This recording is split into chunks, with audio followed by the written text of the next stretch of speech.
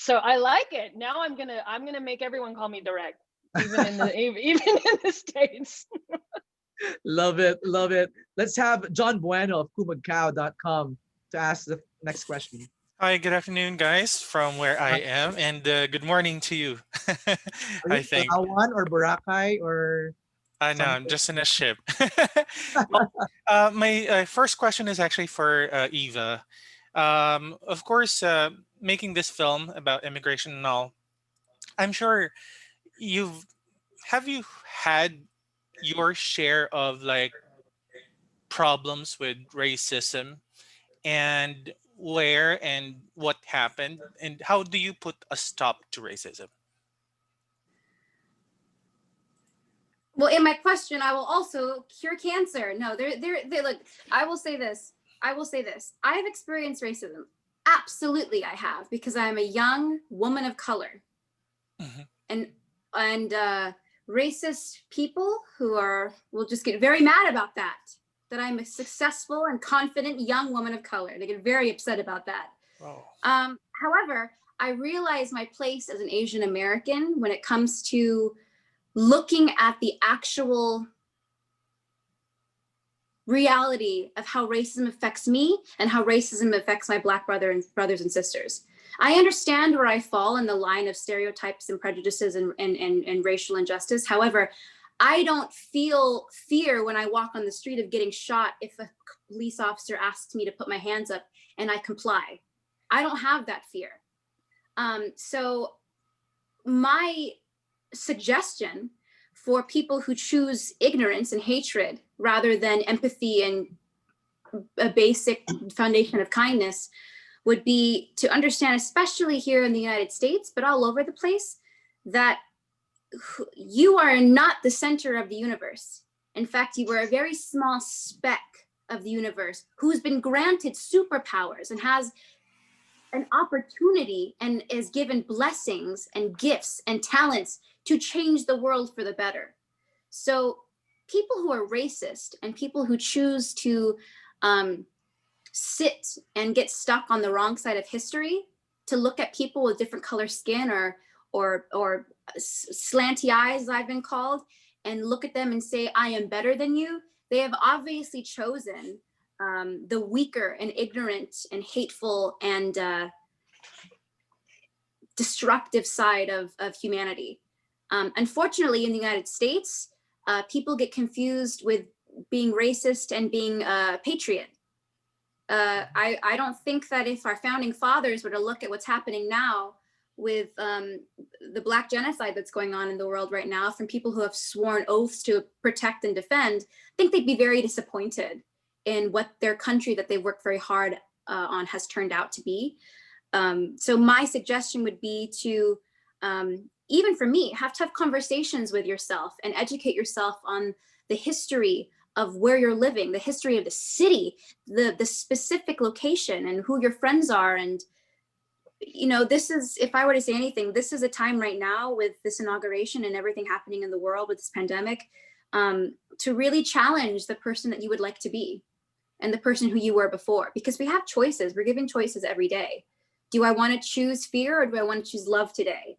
Those are the really two things it boils down to. And that is a quote by Jim Carrey. I'm quoting Jim Carrey. He literally says, you have a choice between love and fear every day. And people who choose racism, even though they look like, bloated pork rinds storming the Capitol, they chose racism. They chose hatred. They chose to make a decision based off their insecurities and lack of understanding of how the world actually works. So challenge the person you're trying to become, because that's the best way. A piece of coal turns into a diamond. You know, racism cannot be unlearned. People who are racist are taught that from inception. I do believe that. You're born pure, your parents are racist. Guess what? It's gonna be very difficult for a toddler who doesn't know English vocabulary yet to not become racist. So racism cannot be unlearned, but it will require you to become a completely different person, which in the end will be a direct blessing to you and everybody around you. So, I mean, I'm not gonna lie, I have a lot to say about racism as somebody who is doing their best to be a young advocate and activist. who also gets really angry, and I know I have to work on that. I'm just really passionate about these things. But in the theater district, and I know Diane, and I know Princess, and I know all of you have similar stories where even if it's in the Philippines, or when you come to America, or when you go somewhere else and you experience racism and stereotypes from other people, it makes you feel unwelcome. So imagine how our Black brothers and sisters and a family of the world who have darker skin than us feel. I understand my light skin privilege, but I also understand too on the flip side, and I hate to get into it, but because you asked, that Filipinos also have a very deeply rooted history of being a little racist. Yes. And it's something, thank you. And it's something that we should feel ashamed of that. We should feel guilty. And then we should do something about it because we have the ultimate power to. Imagine the change we can make. Just like Miss Gorman said in her poem tonight, we don't need imagine if we become the light, how much of a difference that would be in this next chapter of the world. Seriously, America I feel like is now the catalyst of everybody else following in pursuit of, wow, what can we do now? Now that Cheeto's out of office, what can we do now to start being radical advocates for progressive change, for beautiful change? Going up, not going stale, going up. So yeah, I don't sit well with racism at all. In fact, I will say this too, one more thing, I'm sorry. It's not one thing to not be racist. It's either being racist or actively anti-racist. Actively anti-racist. And if that confuses you and makes you question yourself, I say dive into that. I had to do that. I had to go actively anti-racist. What does that mean for me?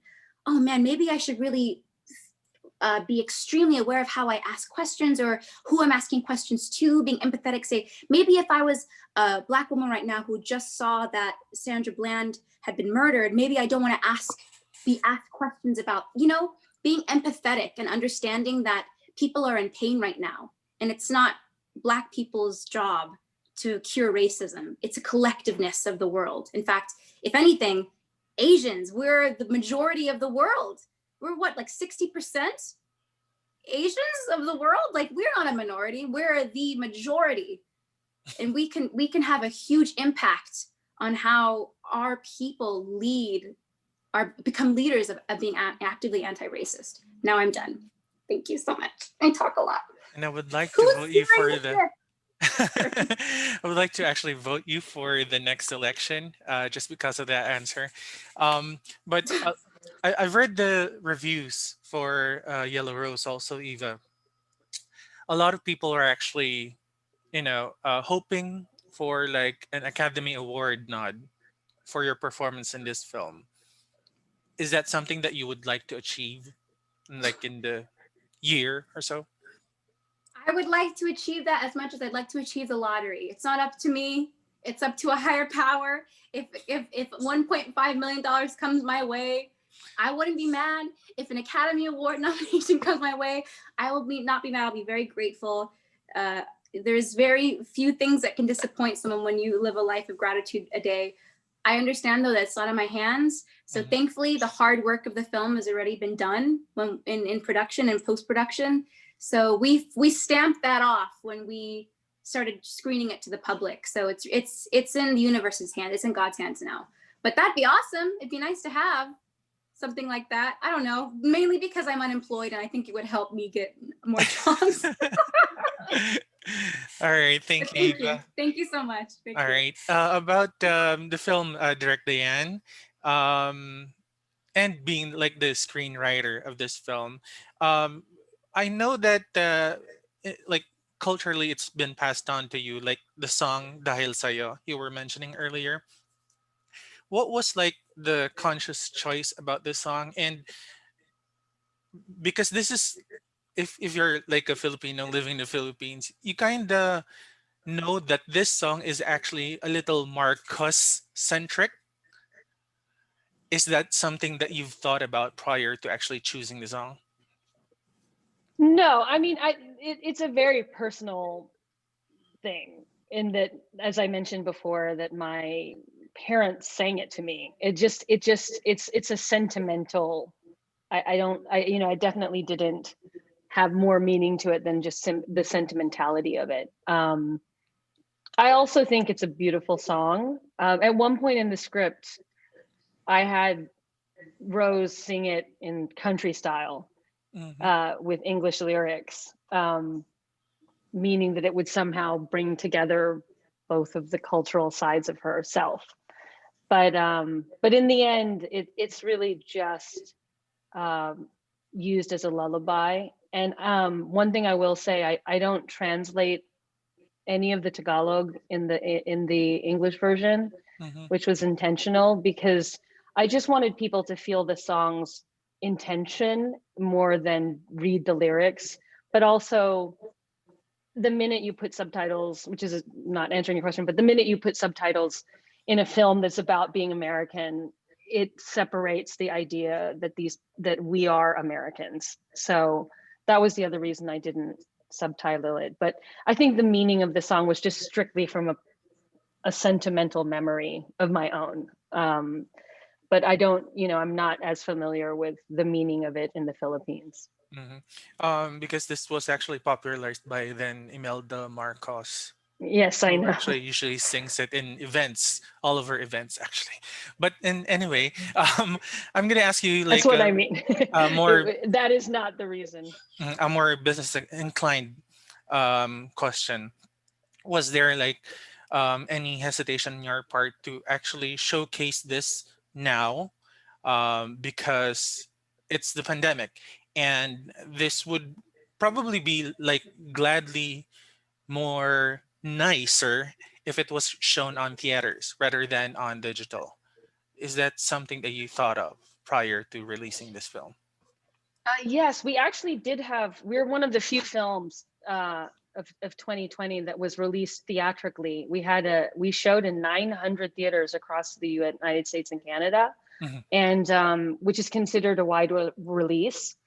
So in one way it was like, yay, we had a wide release, but then, it's like one person in the theater. I went to a theater in New Jersey. I think, Eva, you went to one somewhere No, upstate. we went to a random place in Connecticut.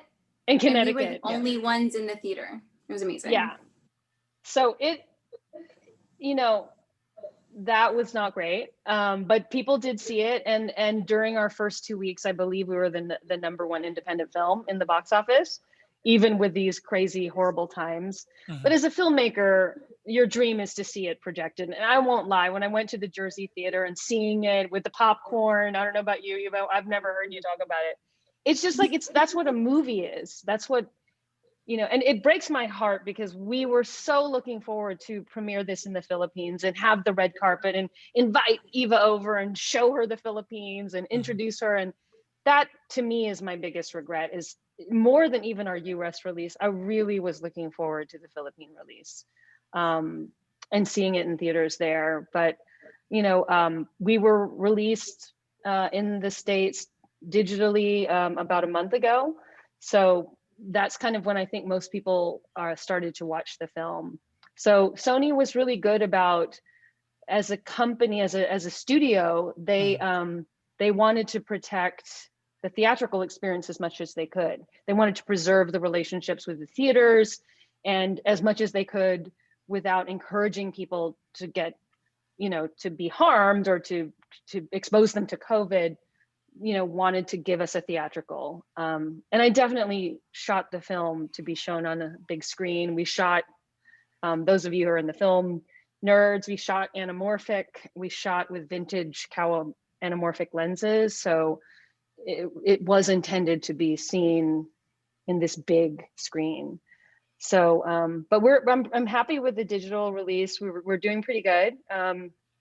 We were chosen by Apple TV, Apple, as the editor's choice for the month of January, along with Soul, the Pixar movie. So it's like our little movie and then Soul. And so,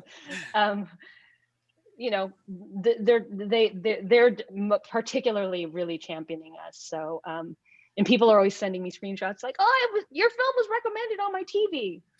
So, but it's also, I think it's a film that plays well in your home. And I think people will, it's a very intimate story. It's a very it's the kind of story you can watch with your whole family, which is something I wanted to do. And many people have said that they've watched with their teenage kids or, you know, with the grandma, and everyone gets talking about the film by the end of it. And that is a dream to me. That's definitely something I wanted.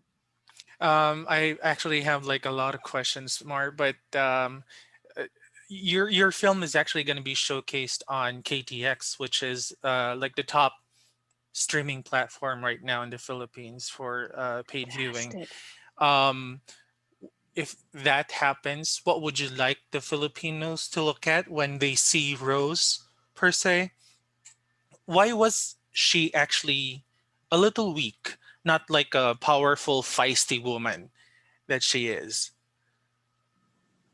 Um, I, I, I wouldn't say she's weak. I think she actually, I think she stands up for herself. I don't want to give away too much, Hmm. but I think in the beginning she's a good daughter, which I wanted to show. She has a Hmm. very close relationship with her mother, and then the rug gets pulled out from underneath her, and she is scared, and she is out of sorts. But over the course of the film, and you stay with her, she actually makes some decisions that are not so great, are very teenage, and she shows some of her temper at times, thanks to that was just put in there by Eva just because she is that way.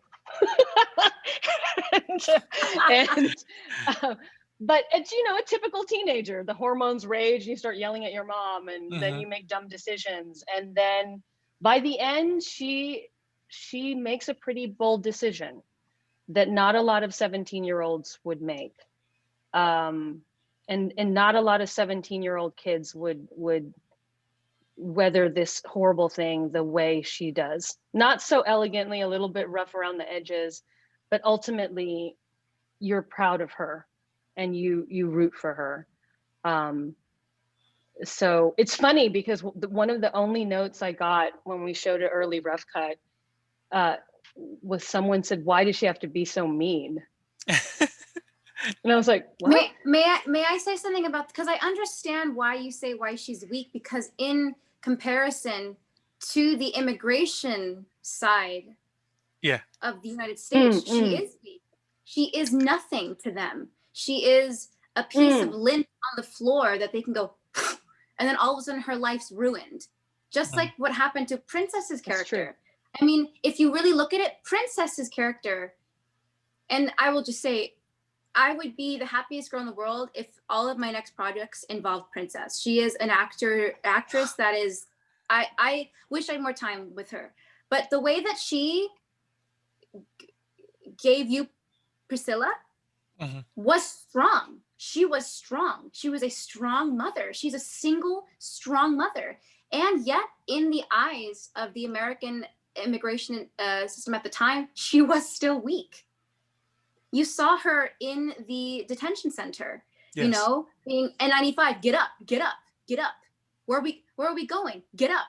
She was nothing to them. She was still weak. So if anything, it's awesome that people are asking these questions and putting such heavy words next to these characters, because it just shows you like the human spirit is truly unbreakable, even against extremely powerful anti-human forces or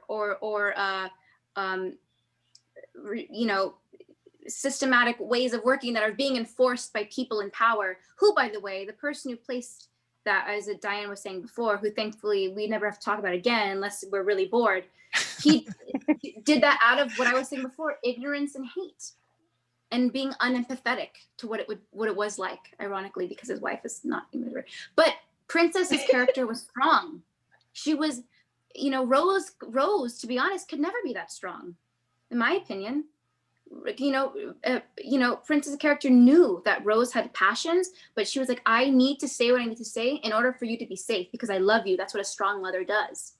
And then yet she let her stay in America undocumented to pursue her dreams. That's a strong mother. That's a mother who trusts. That's a ferocious mother. So I understand why you're saying that Rose looked weak, because in the eyes of the American government, she absolutely did, and she still does now. So if anything, we have a lot of work to do.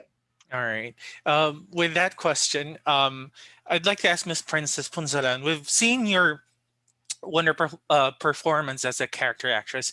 If you are evil, you're extremely evil, and when you're a good lass, everyone is like rooting for you.